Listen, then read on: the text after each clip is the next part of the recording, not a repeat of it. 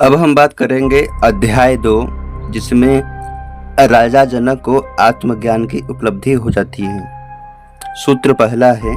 जनक जी पूछते हैं अष्टावक्र जी से, अहो निरंजनः शांतो बोधोऽहं प्रकृते परः एतावन्तमहं कालं मोहे नैव विडम्बितः।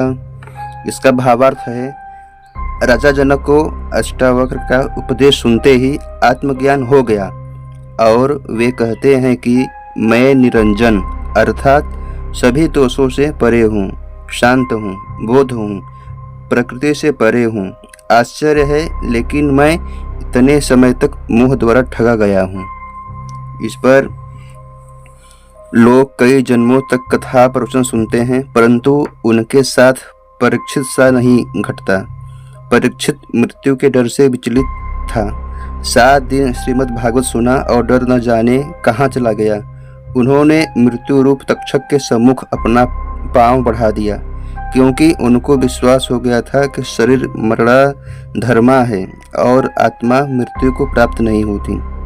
सुखदेव के समान गुरु हो और परीक्षित के समान श्रोता, तभी ऐसी घटना घट सकती है। ठीक इसी प्रकार महाज्ञानी अष्टावक्र के सानिध्य में आते ही राजा जनक का भी ज्ञान रूपी दीपक जल उठा, जिसके द्वारा उनका संपूर्ण अज्ञान रूपी अंधकार विनष्ट हो गया।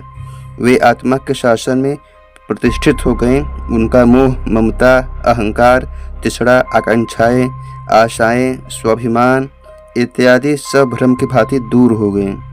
उनकी पूरी की पूरी विचारधारा ही परिवर्तित हो गई। यह संपूर्ण संसार स्वप्नवत हो गया। जैसे स्वप्न से जागने पर स्वप्न में देखी गई समस्त माया विनष्ट हो जाती है, वैसे ही जनक को आत्मज्ञान हो जाने के पश्चात यह संसार माया और भ्रम के जैसा लगने लगा।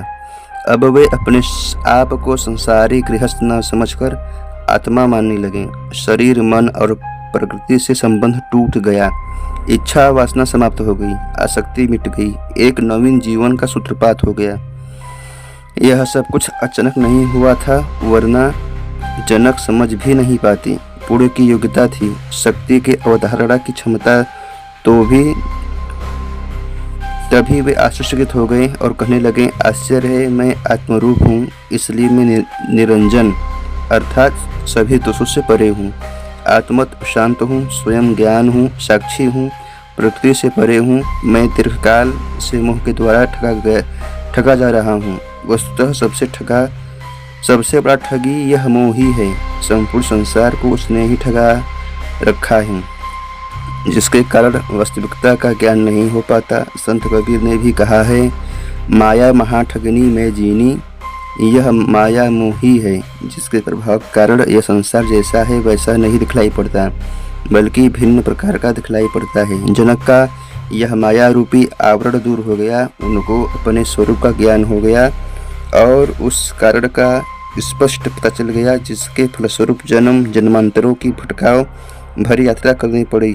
यही गुरु की महिमा है, जो लोहे को स्वर्ण बना देती है। एवं शिष्य की भी योग्यता है, तो वो स्वयं को बदलने को तैयार है। जनक अब स्वयं को निर्दोष मानते हैं। पाप, पुण्य, कर्म इत्यादि का सारा माया जाल टूट गया। यह माया का जाल सिर्फ अहंकार के कारण है, जिसके कारण मनुष्य अपने आप को कर्ता समझता है। जब कर्तापन ही समाप्त हो गया, तो पाप, पुण्य आदि कर्मों का उसके ऊपर क्या असर हो सकता है। ज्ञान रूपी अग्निकुंड में यह जलकर भस्मीभूत हो गए। वास्तविकता का ज्ञान ही पर्याप्त है और यह सब एक श्रेष्ठ गुरु के संपर्क में आने से ही हुआ है।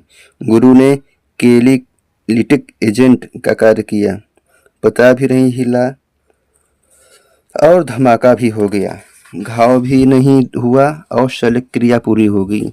जनक को ऐसा लगने लगा मानो शरीर के कपड़े उतर गए हों, सांप ने कीचुड़ी उतार दी हो। शेर का बच्चा भेड़ों के समुदाय में पलने से अपने को भेड़ नहीं मानने लगा। घास फूस खाकर वह भेड़ के सदृश ही हो गया था, परंतु जब उसने पानी में अपना चेहरा देखा, शेर की आवाज़ सुनी, खून का स्वाद एक बार चखा कि उसके भीतर का शेर जागृत हो उठा और वह उसी प्रकार गर्जना करके भेड़ों के समुदाय को छोड़कर शेरों के साथ जंगल में चला गया।